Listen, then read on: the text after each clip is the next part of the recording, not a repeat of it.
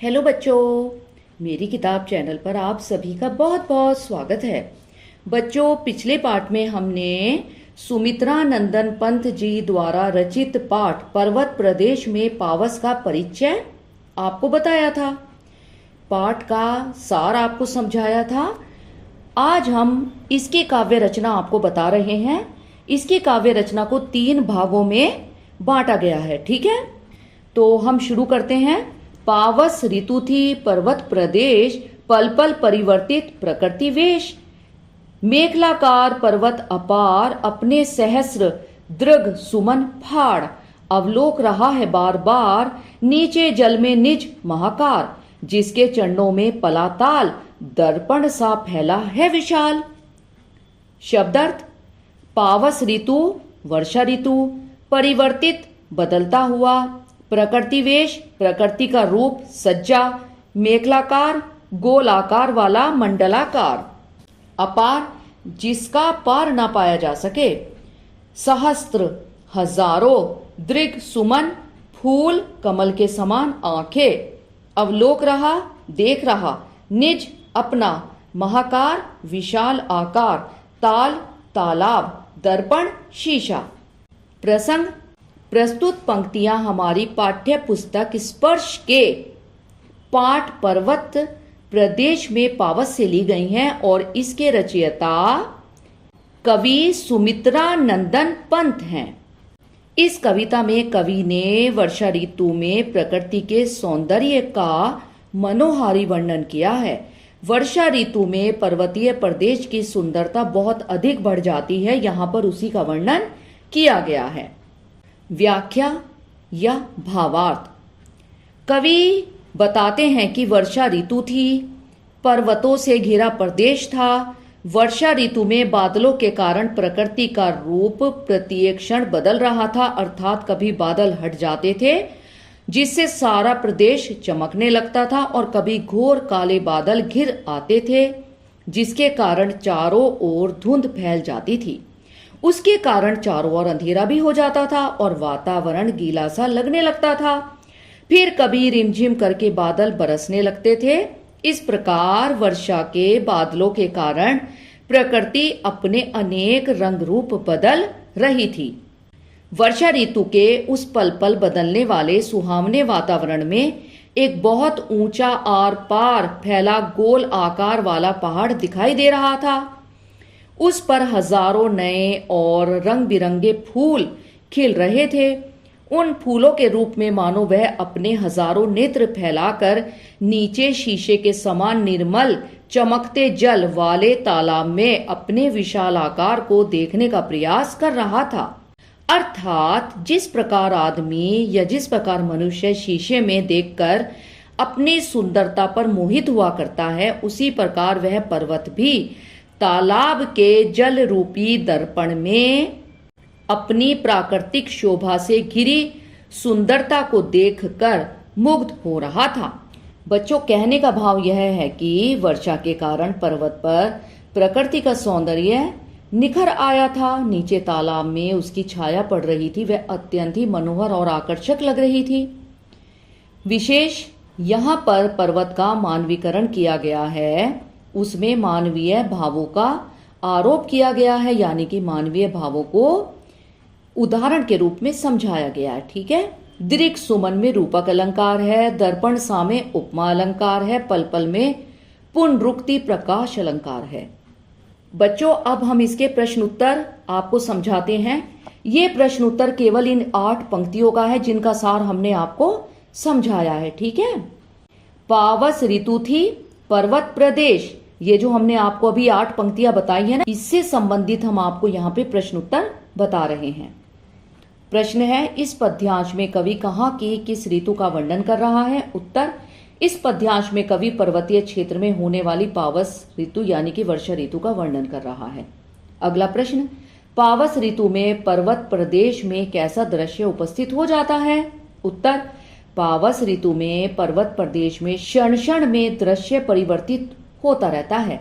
वहां कभी बादल गरजते हैं तो कभी वर्षा होती है। अगला प्रश्न, मेखलाकार पर्वत अपार कहने का क्या आशय है? उत्तर: मेखलाकार पर्वत अपार श्रृंखलाबद्ध पर्वतमाला के लिए प्रयुक्त हुआ है। मेखला करधनी को कहते हैं। पर्वत भी मेखला के आकार में दिखाई देते हैं। उनका फैलाव अपार है अर्थात सीमा रहित है। उनकी सीमा को नापा नहीं जा सकता। ठीक है।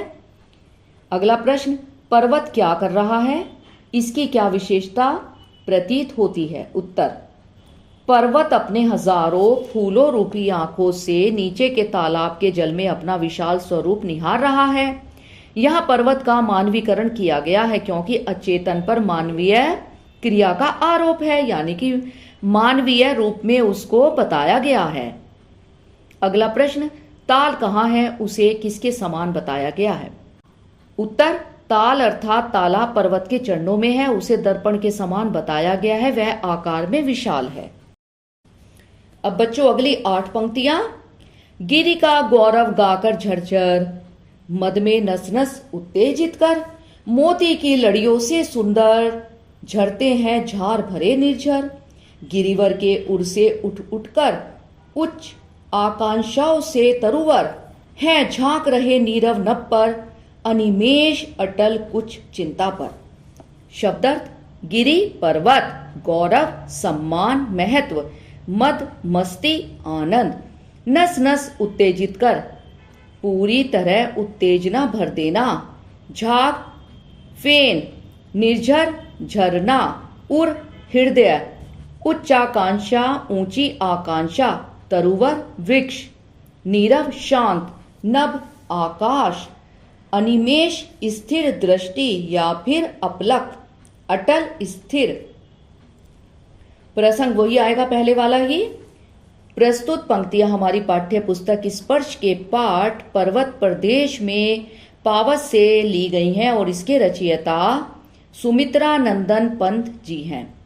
उन्होंने इन पंक्तियों में वर्षा ऋतु के कारण झरनों के जीवन में भी नया रंग, नया जोश और उत्साह आ गया है, इन्हीं भावों को प्रकट किया है। व्याख्या, झाग को उछालते हुए झरने झरझर शब्द करते हुए झर रहे हैं। लगता है जैसे ये झरने पर्वत की उच्चता और सुंदरता का यशगान कर रहे हैं। झरनों का स्वर रोम रोम में नई मस्ती, नया जोश और उत्साह भर देता है। झरते हुए पानी की बूंदें मोतियों के हारों के समान बहुत सुंदर लगती हैं। ऊंचे पर्वत पर अनेक वृक्ष उगे हैं। वर्षा में नहाए होने के कारण वे बड़े ही सुंदर लग रहे हैं। लगता है जैसे ये ऊंचे वृक्ष पर्वत के हृदय में रहने वाली महत्वाकांक्षाएं हैं जो इनके रूप में प्रकट हो गई हैं। ऐसा लगता है कि ये ऊंचे वृक्ष एकटक मौन आकाश की ओर देख रहे हैं। वे अपने स्थान पर अटल खड़े हैं। उन्हें एकटक आकाश की ओर देखते हुए लगता है जैसे वे किसी चिंता में डूबे हुए हैं। जिस प्रकार कोई व्यक्ति चिंता में डूबकर सूनी आंखों से आकाश की तरफ देखता है, उसी प्रकार ये वृक्ष कुछ चिंतित, कुछ उदास लग रहे हैं। विशेष देखिए बच्चों, विशेष में नंबर 1 पर आएगा पूरे काव्यांश में मानवीकरण अलंकार है। नंबर 2 पर कवि की कल्पना में नवीनता झलकती है। बस इतना काफी है। अब बच्चों इन 8 पंक्तियों के प्रश्न उत्तर देखते हैं। ठीक है, ध्यान से सुनिएगा। गिरि के गौरव का गान कौन किस प्रकार कर रहा है, यह किसे लगता है? उत्तर, कवि को ऐसा लगता है कि झरने झरझर के स्वर में पर्वत के गौरव का गान कर रहे हैं। इस स्वर से उत्तेजना भरते हुए प्रतीत होते हैं। अगला प्रश्न, पहाड़ पर झरने कैसे दिखाई दे रहे हैं? उत्तर, पहाड़ पर झरने मोतियों की लड़ियों के समान दिखाई दे रहे हैं। ये झरने झाग से भरे हैं और लगातार झरते रहते हैं। अगला प्रश्न, काव्यांश में पहाड़ों पर उगे वृक्षों के बारे में क्या कहा गया है? उत्तर, पहाड़ों पर उगे वृक्षों के बारे में यह कहा गया है कि वे बहुत ऊंचे उठे हुए हैं। वे मनुष्य के हृदय में उठने वाली उच्च आकांक्षाओं के समान प्रतीत होते हैं। वे नीले आकाश पर झांकते हुए दिखाई दे रहे हैं। अगला प्रश्न, वृक्षों का मानवीकरण किस रूप में हुआ है? उत्तर, वृक्षों पर मानवीय क्रियाओं का आरोप हुआ है। ये क्रियाएं इस प्रकार से हैं। नंबर 1, उनके मन में उच्च आकांक्षाएं उत्पन्न होती हैं। नंबर 2, वे नीरव नभ पर झांकते हैं। नंबर 3, वे चिंतित भी प्रतीत होते हैं। अगला प्रश्न, अंतिम पंक्ति का अर्थ स्पष्ट करो। अभी जो हमने आपको 8 पंक्तियां बताई हैं बच्चों, इसमें जो लास्ट की 2 लाइनें हैं उसके विषय में बताया गया है। ठीक है, देखो आप इसे कौन सी हैं झांक रहे नीरव नभ पर, अनिमेष अटल कुछ चिंता पर। ये 2 पंक्तियां अंतिम पंक्तियां हैं। अब इसका उत्तर देखिए क्या है। आकाश की ओर निहारते हुए वृक्ष ऐसे प्रतीत होते हैं जैसे कोई व्यक्ति चिंता में डूबकर आकाश की ओर देखता है। ये स्थिर दृष्टि से अपलक देखते प्रतीत होते हैं। अब बच्चों इस काव्यांश की अंतिम 8 पंक्तियां। उड़ गया अचानक लो भूधर, फड़का अपार वारिद के पर, रव शेष रह गए हैं निर्झर, है टूट पड़ा भू पर अंबर, धस गए धरा में सभ्य शाल, उठ रहा धुआं जल गया ताल, यों जलद यान में विचर विचर, था इंद्र खेलता इंद्रजाल। शब्दार्थ, भूधर पहाड़, अपार जिसका पार न पाया जा सके यानी जिसको कोई पार न कर सके, वारिद बादल, रव शेष रहना केवल शोर बाकी रह जाना, भू धरती, अंबर आसमान, सभय डरकर, शाल एक प्रकार का वृक्ष, ताल तालाब, जलदयान बादल रूपी वाहन, विचर विचर घूम घूम कर, इंद्रजाल इंद्रधनुष। प्रसंग, प्रस्तुत पंक्तियां हमारी पाठ्य पुस्तक स्पर्श के पर्वत प्रदेश में पावस से ली गई हैं और इसके रचयिता या इसके कवि सुमित्रा नंदन पंत जी हैं। उन्होंने इन पंक्तियों में वर्षा ऋतु में पहाड़ी स्थानों में कभी कभी आकाश जैसी नीले रंग वाली धुंध छा जाती है के विषय में ही बताया है। ठीक है, व्याख्या। कवि कहता है देखो यह अचानक क्या हो गया, वह सुंदर पहाड़ अभी अभी तो दिखाई दे रहा था, अब देखो वह ना जाने कैसे कहीं उड़ गया। वह पर्वत बादलों के कितने ही पंख फड़फड़ाता हुआ उड़कर जाने कहां चला गया है। अर्थात पहाड़ पर अनेक बादल घिर आए हैं, धुंध छा गई है, उन्होंने घिरकर कुछ क्षणों के लिए तो पहाड़ की सत्ता ही मिटा दी है, यानी कि उस धुंध ने पहाड़ों को इस तरह से ढक दिया है कि पहाड़ दिखाई ही नहीं दे रहे हैं। लगता ही नहीं है कि यहाँ पर कभी पहाड़ थे भी, ऐसा लग रहा है जैसे यहाँ पे कभी पहाड़ थे ही नहीं। हाँ, पहाड़ के उड़ जाने के बाद उनसे निकलने वाले झरनों के स्वर अब भी सुनाई दे रहे हैं। इन नीले नीले बादलों के धुंधलके को देखकर लगता है जैसे नीला आकाश टूटकर पृथ्वी पर गिर पड़ा है, यानी कि धरती और आकाश दोनों का वातावरण बादलों के नीलेपन जैसा हो गया है। चारों तरफ गहरे काले बादलों की धुंध सी छा गई है। अभी अभी ऊंचे सीधे तने जो शाल वृक्ष दिखाई दे रहे थे, लगता है अब वे डरकर धरती में समा गए हैं, अर्थात अब कहीं दिखाई नहीं दे रहे हैं। वह बड़ा तालाब भी दिखाई नहीं दे रहा है। यह देखकर कवि कहता है कि यह धुंध नहीं, बादल भी नहीं, यह तो तालाब के जल जाने से चारों ओर उसकी राख से धुआं उठ रहा है। यह सब देखकर लगता है जैसे बादल रूपी नभयान यानी कि वायुयान यानी कि एरोप्लेन पर सवार होकर बादलों का राजा इंद्र जादू के अनेक प्रकार के खेल खेल रहा है। विशेष में देखिए क्या आएगा। वारिद के पर में रूपक अलंकार है। नंबर 2 पर आएगा पूरे पद्यांश यानी कि इन पंक्तियों में मानवीकरण अलंकार है। तीसरे नंबर पर तालाब के जल जाने से चारों ओर उसकी राख से जो धुआं उठ रहा है उसका बहुत ही सुंदर वर्णन कवि ने किया है। ठीक है, अब प्रश्नोत्तर देखिए। प्रश्न है, उड़ गया अचानक लो भूधर की कवि कल्पना को स्पष्ट कीजिए। उत्तर, कवि कल्पना करता है कि वर्षा ऋतु में कई बार ऐसा प्रतीत होता है कि पूरा पहाड़ ही दृश्य पटल से गायब हो गया है। ऐसा प्रतीत होता है कि वह बादलों के पंख लगाकर उड़ गया है। यहाँ भूधर यानी कि पर्वत का मानवीकरण किया गया है। अगला प्रश्न, पहाड़ के गायब होने के पीछे क्या कारण रहा होगा। उत्तर, जब पहाड़ पर बादल घिर आते हैं तब गहरी धुंध छा जाती है। इसी धुंध में पहाड़ अदृश्य हो जाता है यानी कि लुप्त हो जाता है, छुप जाता है। तब लगता है कि पहाड़ की सत्ता ही मिट गई है।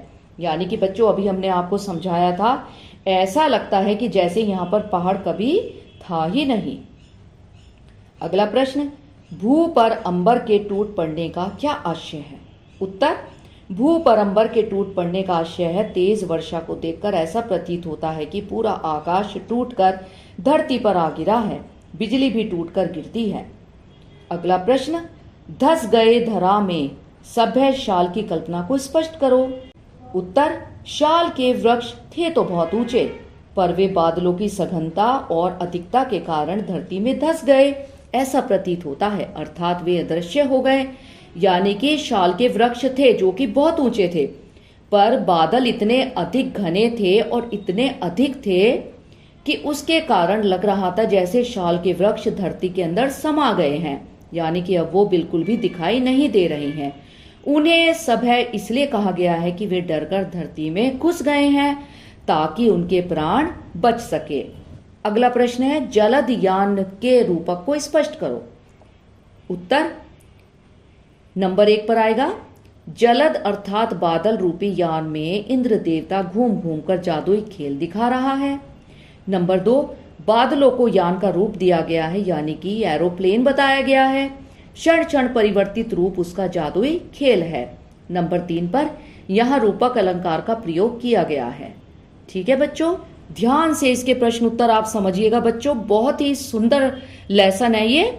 अगर आप इसको 2-3 बार सुनेंगे बच्चों तो आपको यह सरलता से याद हो जाएगा। बस आपने एक बात का ध्यान रखना है, जब भी आप इस चैप्टर को सुन रहे हैं तो उस समय आपको अपनी किताब खोल के अपने सामने रखनी होगी।